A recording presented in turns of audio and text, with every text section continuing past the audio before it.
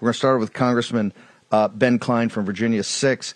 Congressman Cline, you're now in the middle of the firestorm. Put in perspective, the big thing is the budget, is the appropriations, everything with McCarthy. But do you believe with Matt Gaetz that Chairman McCarthy must come into immediate and total compliance with what he committed to you guys back in January, sir?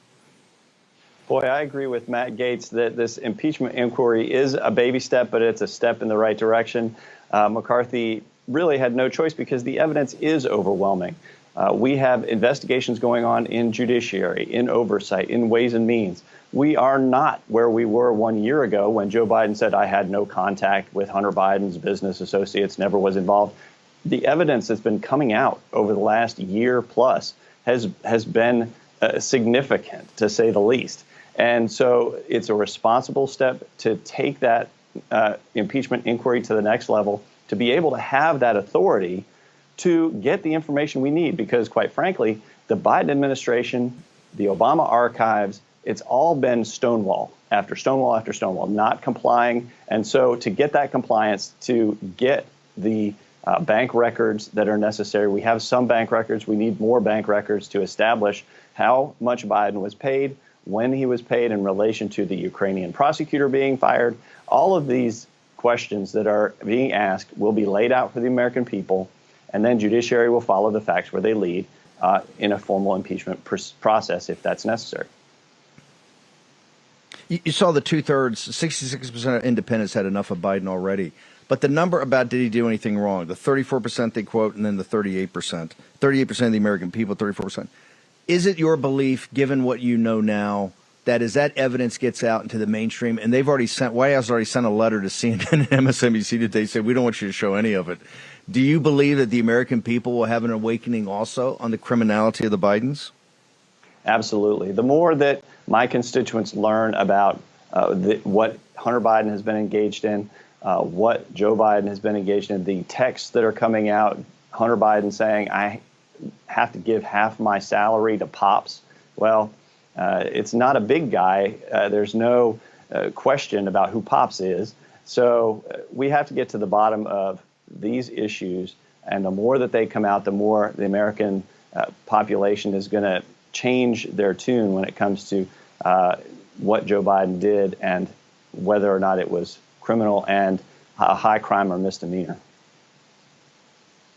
Right before we go, because I want to hold you through the break, I got a couple more questions on this side, but real quickly, you believe in representing your constituents, all your constituents, that this is a reasonable and necessary step, sir?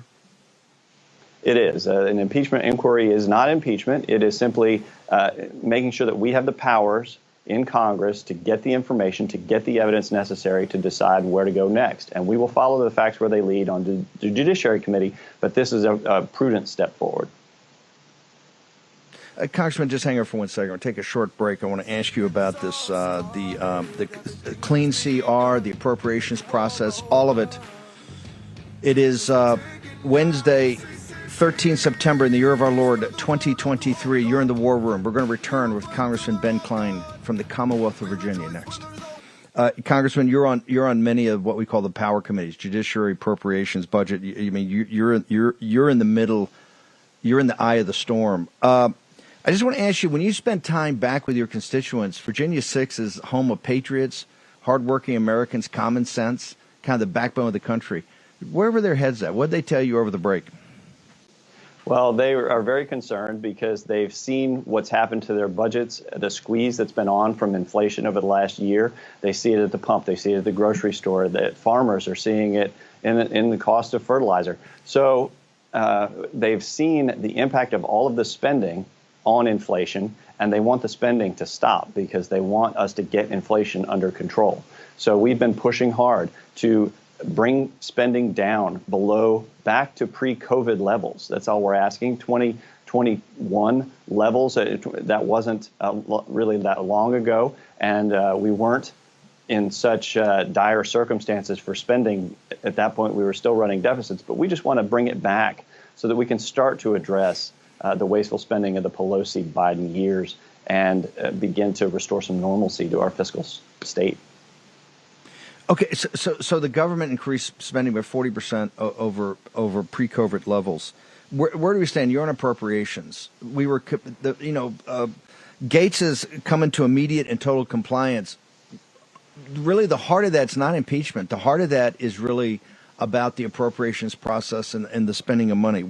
From your perspective, where do we stand? We got, 10 days left, 11 days, legislative days, before midnight on the 30th. Where do we stand with the appropriations process right now, sir?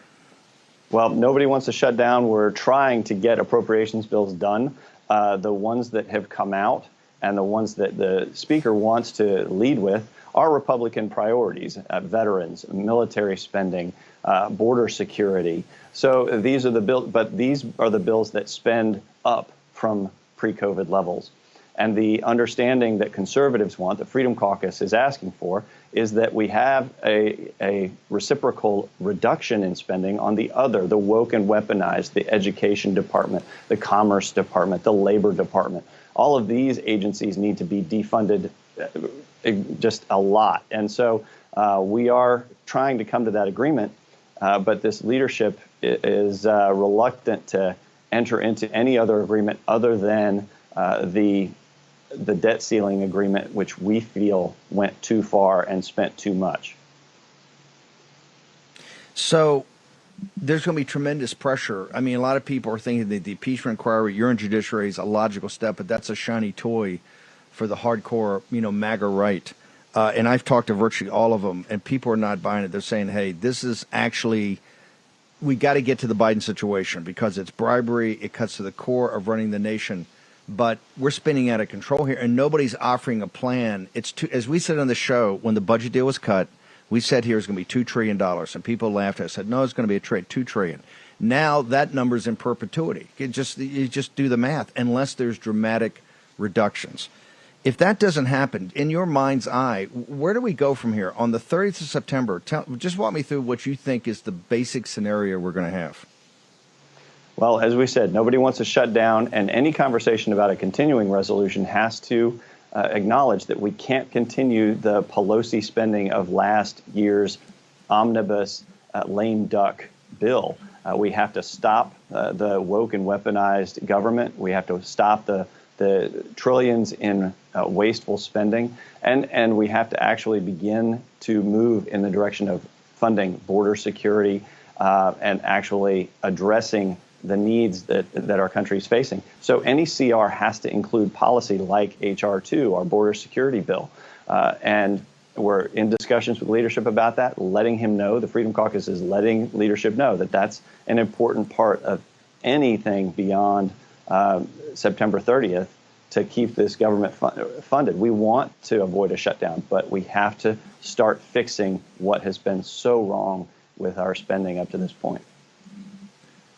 Last question, the conference. I understand you had a conference meeting this morning. They're going to go on tomorrow at Judiciary. I think they're going to talk about the investigations. When is the conference going to sit around and actually get to the bottom of what they're prepared to do and not do? Because this is going to be the center of gravity of this, of actually trying to set things right here. When do you think the conference will come together on this?